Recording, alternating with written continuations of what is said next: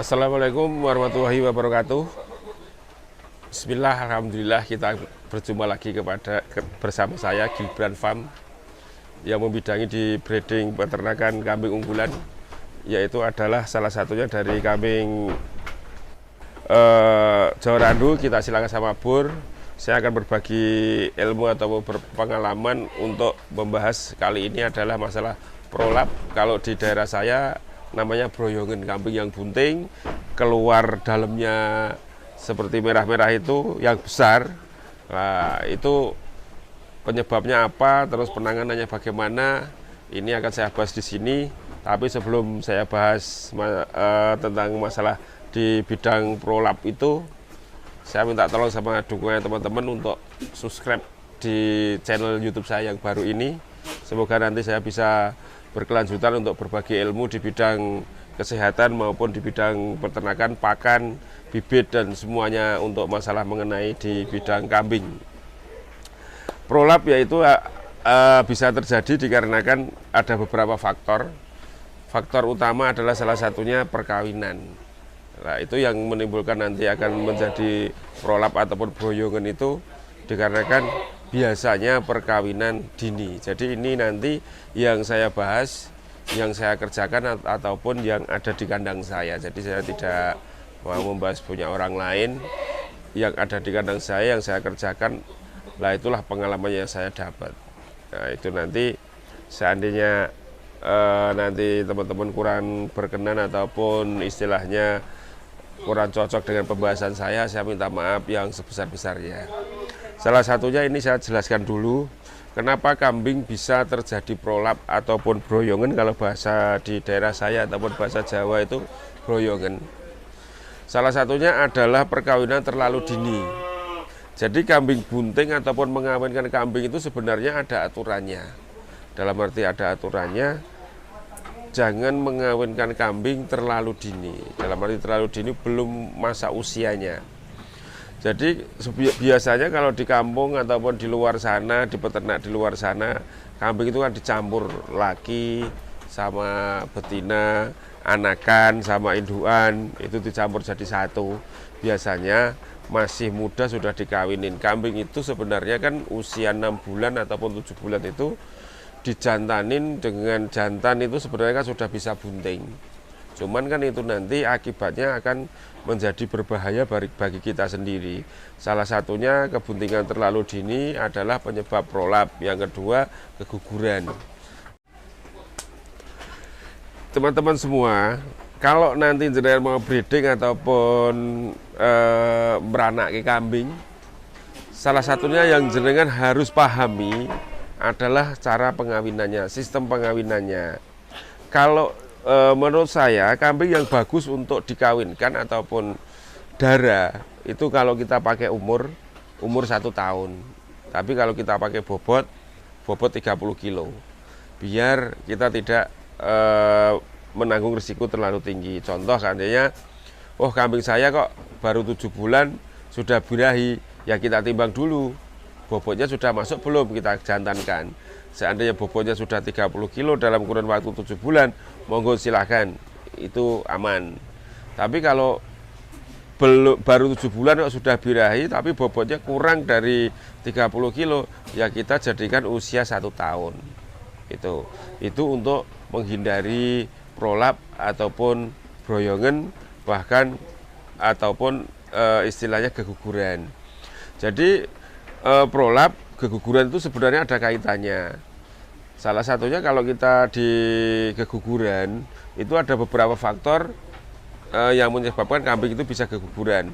Salah satunya perkawinan dini, yang kedua bisa karena pakan, yang ketiga kalau kita koloni biasanya dibuli sama temennya, ditendang ataupun kena tanduknya pas di perutnya, itu bisa keguguran juga.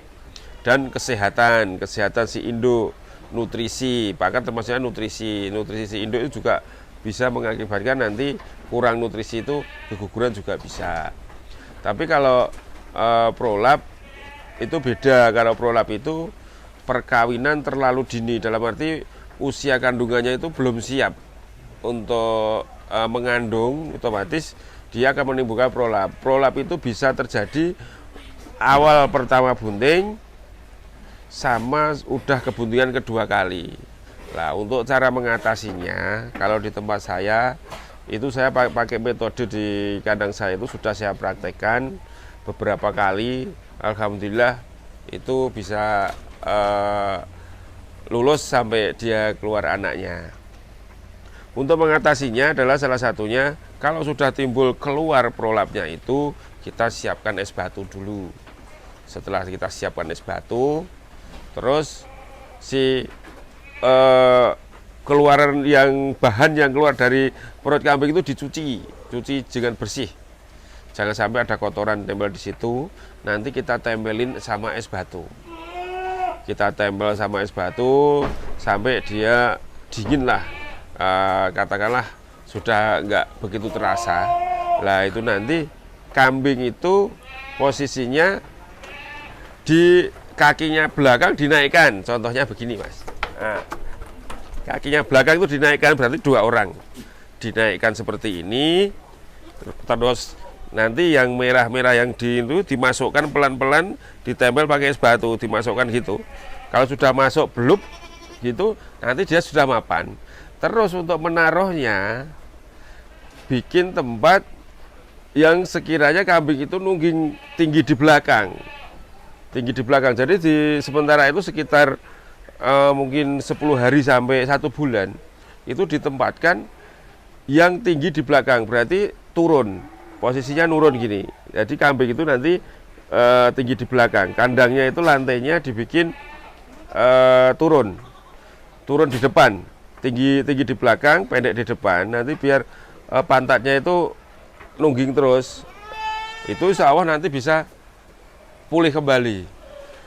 Lah kalau itu nanti nggak pulih atau katakanlah dia itu dikembalikan ke tempat yang normal, itu keluar lagi, jalan satu-satunya adalah dijahit dulu kemaluannya supaya tidak bisa keluar. Tapi harus tahu, kalau menjahit itu harus tahu HPL-nya kambing itu kawinnya tanggal berapa, nanti kita hitung. Jadi sewaktu-waktu sudah mau mendekati lebaran, sudah mendekati lahiran, kita potong jahitannya, biar nanti kalau seandainya lahir tengah malam kita nggak tahu, dia aman. Itu salah satunya kalau itu sudah terpaksa. Kalau masih bisa ditangani dengan sistem tadi, ya nggak usah harus dijahit.